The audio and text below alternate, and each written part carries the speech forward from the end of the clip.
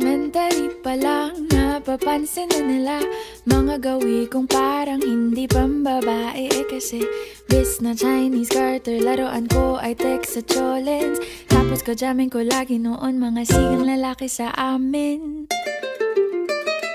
Nung ako'y mag-high school ay napabarkada sa mga bay. Curious na babae na ang hanap din ay babae.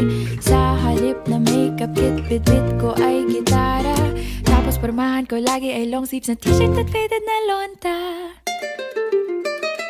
Pero noong makilala kita, nagbagong bigla ang aking timpla. Natutuwa ko na magpariban at mag-ahit ng kilay at least once a month. Hindi ko alam kung anong meron ka na sa akin ay nagpalambot ng bigla. Sinong mag-aakalang lalaki pala ang bibiyag sa tulad kong tigreng gala.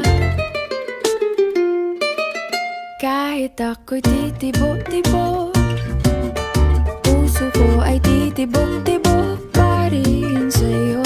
Isang halik mo lamang at ako ay tinatablan. At ang aking pagkababae ay nabubuhayan na para bang bulaklak na namumukadkad. Dahil alaka mo sa dilig at katamtamang sikat ng araw-araw mong pag-ibig sa aking buhay nagpapasarap.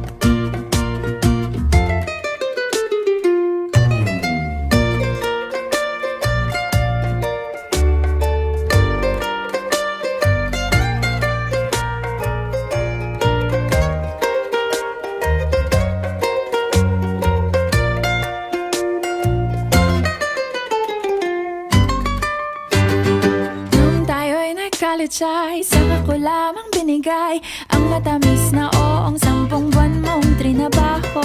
Sa halip na tsokolate at tipikal na mga diskarte, nabihag mo ko sa mga tula at sa mga katamong pabebe. Kaya nga noong makilala kita, alam ko na agad na mayroong himala. Natutuwa kong magtakong at napadalas ang pagsuot ng bestidang pula. Pero di mo naman inasam na ako ay magbagong tuluyan para patunayang walang matigas na tinapay sa mainit na kape ng iyong pagmamahal.